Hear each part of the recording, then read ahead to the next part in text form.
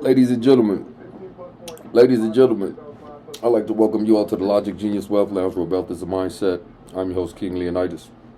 And today's topic, I don't even really, today I actually got multiple topics. So, let's talk about the Lil Durk indictment. How does everybody feel about this Lil Durk indictment? It seems to me that this little Hollywood situation in these feds, it's like they coincide. It's like they got something going on with each other, blood. It's like, okay, so if you notice, right, you know, Lil Durk just changed his life. He'd been a Muslim, but he actually, you know what I'm saying, put something on it, respect on it for the reason. At his last show he did, I think it was his birthday, he, all the fallen soldiers from Chicago, he put pictures up, even ops and all that. So, I mean, at the end of the day, it's like when you are adding on to the evil, when you are a part of the problem, it's like they give you all the tools to destroy yourself. As soon as a nigga switch up and try to do something right for his people, or in the sense of anything positive, on my mama, they coming from you. Because mind you, you have to think. How long? Okay, so they saying homie been wired for like 2 years now. So my logic is, how come they ain't been pull up on him if they got everything on wire? So imagine what they got on wire, first of all, right? Imagine what they got on this wiretap. And then my thing is, y'all need to understand how this federal government works. Like, I just got out of federal prison. I've experienced it, so I can tell you. That nigga ain't getting out low-key. Like, they're not going to even give him bail based on the fact that flight risk. Okay, so they saying when they caught up with him, he was on the verge of catching an out of overseas flight. But not only that, he tried to throw him off by going to Israel. He booked a flight for Israel and then booked a flight somewhere else abroad to try to kind of squander him, and then so he could flee the other way. But they caught up with him though. So at the end of the day, I just feel like my logic is, bro. My logic is real in the sense of the feds in Hollywood, bro. It's like all of a sudden.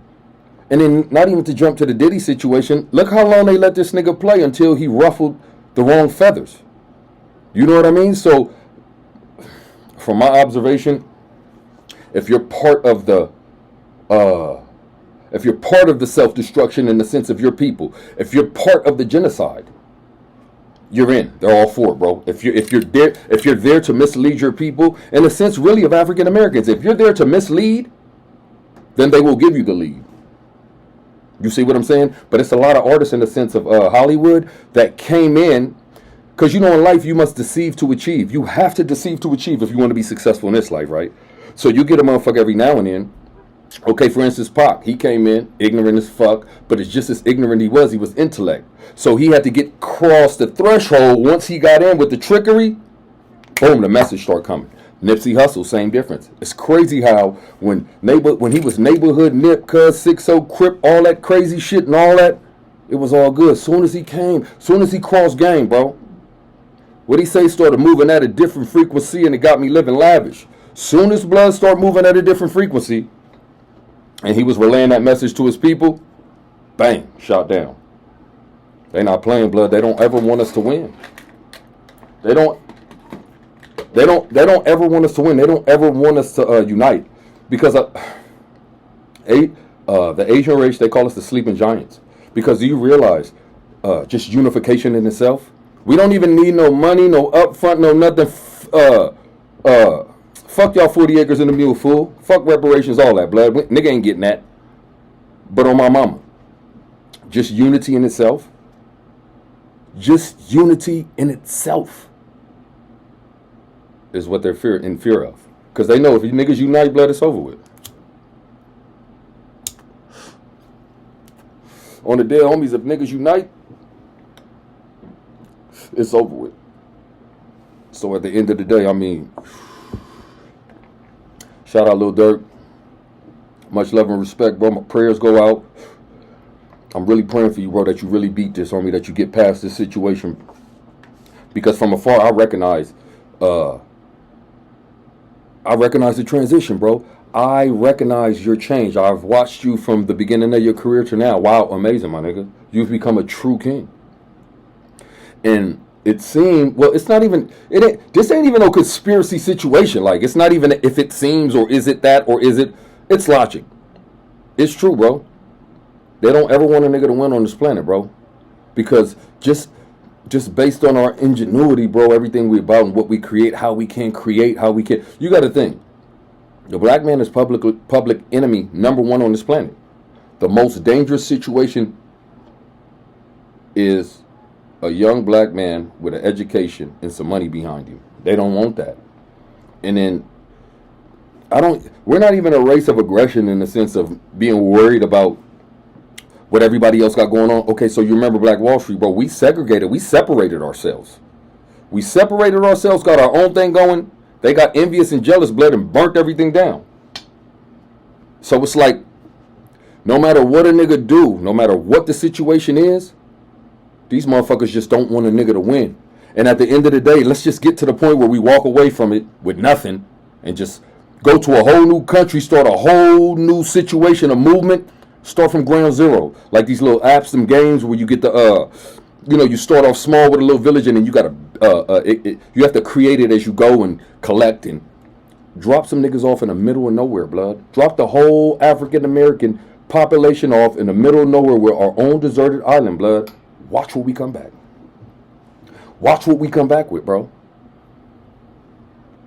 Like we always do. If you got time, Google right now. If you got time, Google black inventions in America. Bro, we civilized humanity, bro. We civilized humanity. I was in the Feds reading a book about the Moors, how they civilized the Caucasians, bro, in the sense of they wasn't showering, wasn't taking care of themselves, they didn't even know how to clean, bro. They were sleeping in pig pens with the animals, and they didn't even know how to differentiate hygiene and cleanliness and none of that, bro. So at the end of the day, bro, what the black man has done to the world, bro, in the sense of civilization, he civilized it, let alone a Western society, bro. I'm going to say 68 to 72% of all inventions were invented by black people, bro. If I'm lying, I'm dying. Look it up. We could fact check. Quote me. Fact check me if I'm wrong. But I'm saying it's close to that percentage, though. It's very close to that percentage. So at the end of the day,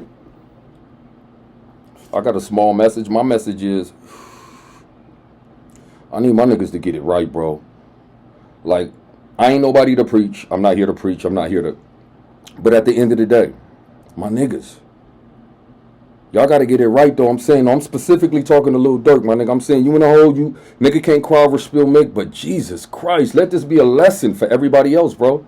You can't make it to the top of the mountaintop and then get careless.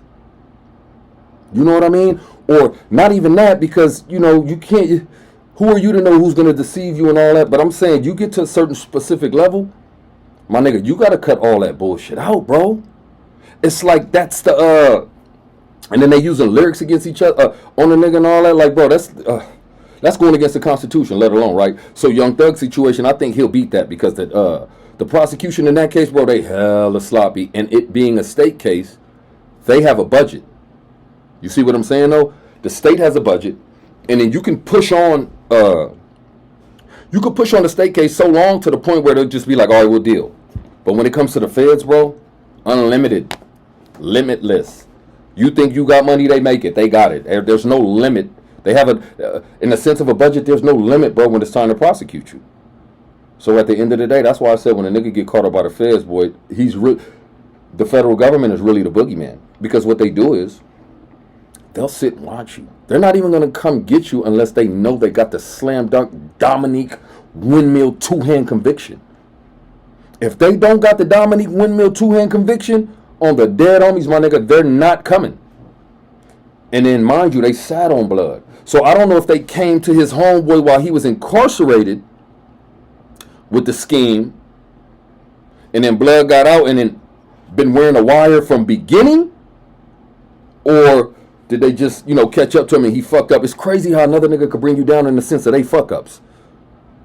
Mind you, blood got out. Dirk bought him a house, got blood a car, 50 bands, maybe more. I watched the interview where a nigga was telling the story, and to me, it looked like he was low-key, edgy, nervous. It looked like he was wearing a wired in. If the facts state how they state, he might have been wearing a wire in that interview, bro. Niggas got to be more careful. You got to listen to that inner voice. What did they say in Pinocchio? Always let your conscience be your guide. Didn't Mr. Geppetto say some shit like that? If I can recall, you have to always let your conscience be your guide. No matter what the situation is, no matter who you're dealing with or the anything, blood. Intuition, bro. You got to follow your heart. If a nigga ain't right, he ain't right. Time and lengthiness in the sense of how long you've known a nigga, that shit don't mean nothing. You can meet a motherfucker tomorrow, bro, and that's gang gang. You can meet a motherfucker next week, and loyalty is royalty. So the lengthiness in the time that you've known someone doesn't have no authenticity or anything pertaining to loyalty or your safety or what's right or who's what, man. Loyalty ain't got no time limit or initial time limit or how long you've known someone or none of that, bro. Because in life, I got friends that I've never argued with, and there's no need to. So if you're in a situation or you're dealing with somebody and you got a friend or anybody in your life that you're combative with, bro, all the time, you might want to rethink that. Because life is not about having frustrations all the time. You want to get to the point where a nigga has his peace of mind. Me in general, okay, this is my order of riches. Life is the greatest gift from God. Freedom being second, right? And third for me is peace of mind, blood. With those three are that's priceless. Those are the ultimate riches. In the sense of, okay, so I'm going to say peace of mind and happiness. I don't know if I said that, but peace of mind and happiness. So that'd be 3 and 4. Peace of mind and happiness. I'm going to go with life being the greatest gift. Freedom being the second greatest gift. Peace of mind. Then happiness. Because you cannot be happy unless you have a peace of mind. So they all go consecutively in that order. So I don't know. Once again, shout out to my nigga Dirk, OTF, his whole crew, bro. You in my prayers, my nigga. I just really feel like in your situation, it's just it's a definitive altering turn for you in life. You ain't finna be stuck, my nigga. You finna pin past that shit, bro. I just need you to keep your faith.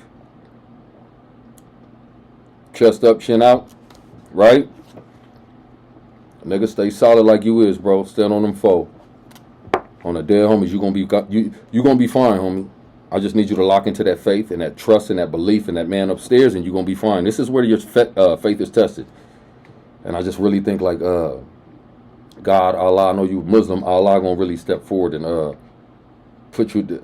This is the best situation for you. As crazy as it sounds, my nigga. I know it sounds crazy, but you ain't buried though. This ain't the end. This ain't the demise of you, my nigga. I don't feel like that in my heart. This is how I feel in my heart. I could be wrong. I don't feel like it's the demise of you, and I feel like you're going to bounce back. You just need a little time to sit down and get your mind right, because it seems like you were at the crossroads. You was at that fork in the road, bro. 1 foot on each side. You see what I'm saying? So with that 50-50, I think God just leaning you that way to let you see how it can be, what it can be. But due to a technicality, on my life, I feel like you finna beat this one, bro. So I need you to stand tall, be positive. Put your trust in Allah. You hear what I'm saying? And everything gonna come right for you, bro. Shout out to Lil Durk. You in my prayers, bro. I need you to be optimistic and just use this situation for for a positive situation. You just have to extract what's positive out of this negative bullshit situation. It's just real simple, bro. You hear what I'm saying, though? You in my prayers, my nigga. Shout out. Shout out to Durk, bro. You in my prayers, my nigga. I would like to thank you all for coming out this evening to the Logic Genius Wealth Lounge. I'm your host, Kyng-Leonydaz, and y'all have a wonderful night.